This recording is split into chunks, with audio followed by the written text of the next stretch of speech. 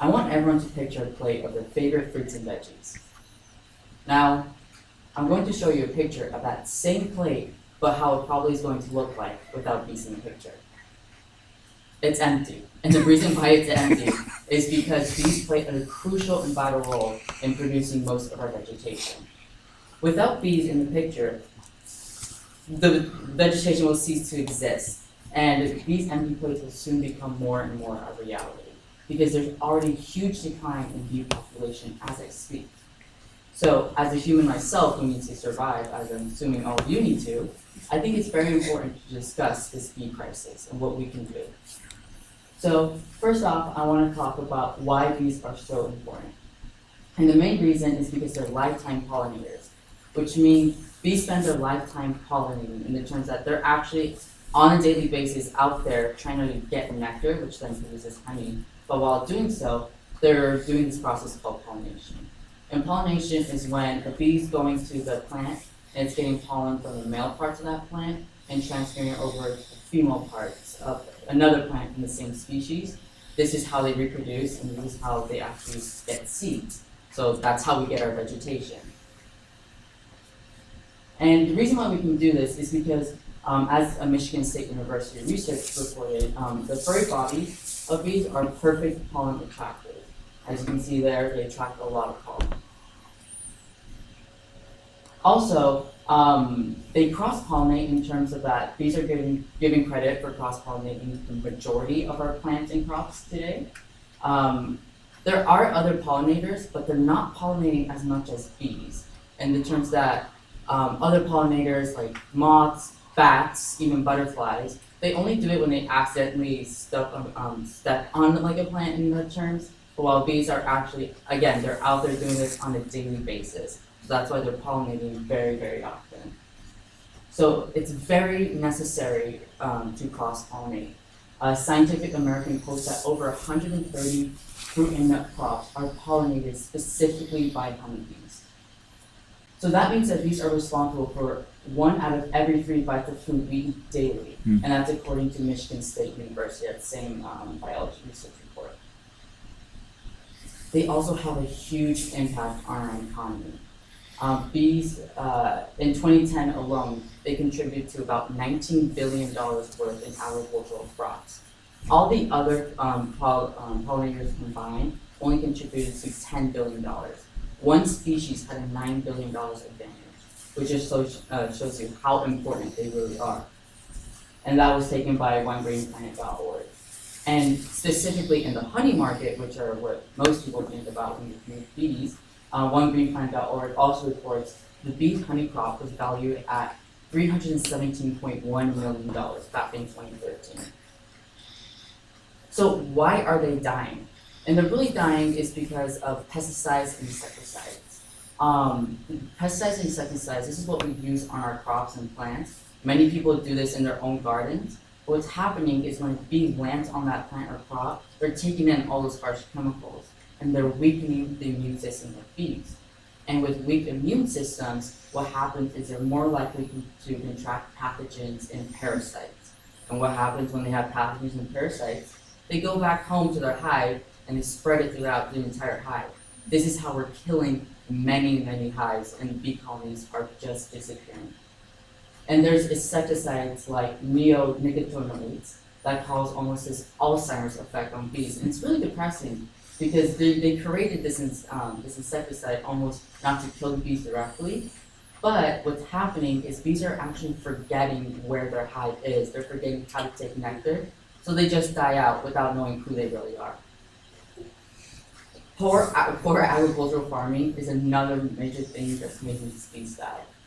It's creating an unhealthy bee habit in terms that there's not enough crops for bees to pollinate, so there's an excess amount of bees, and this becomes an abundance.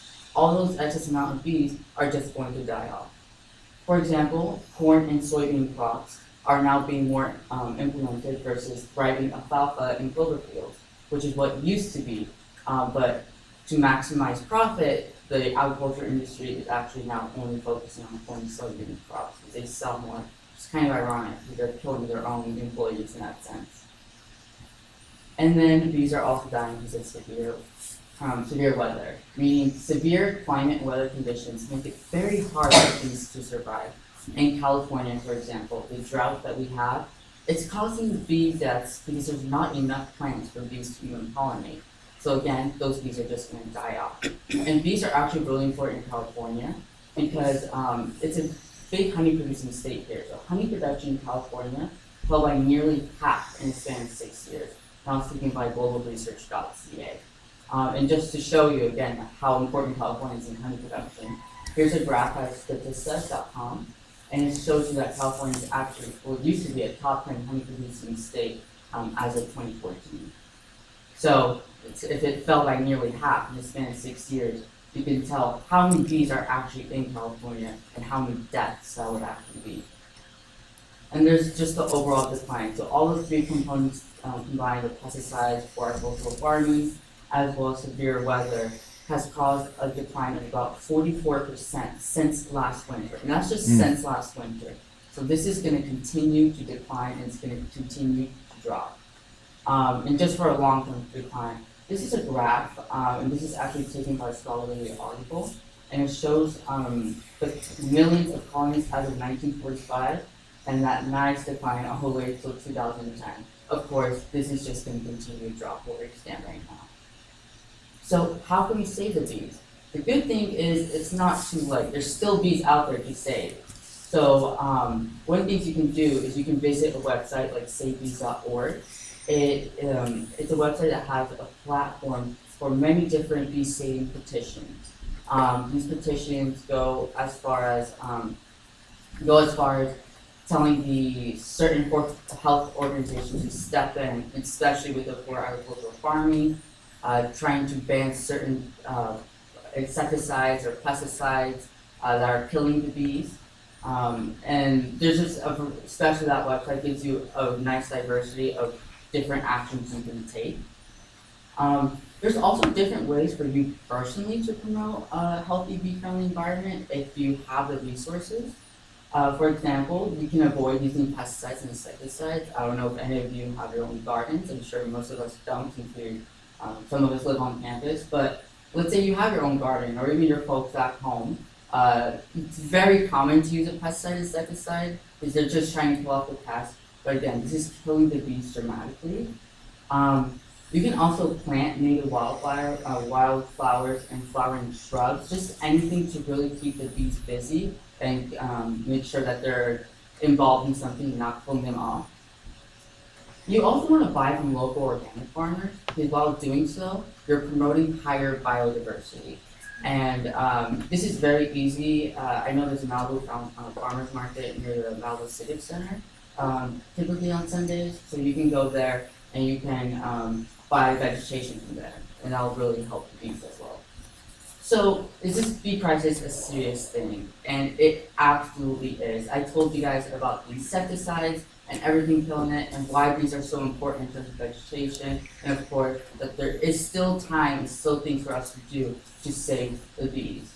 The decline of the bee population is not going to resolve itself. If we just continue to ignore it and continue not to take action, it's going to further decline. And this is going to impact us directly. It's going to have some major consequences.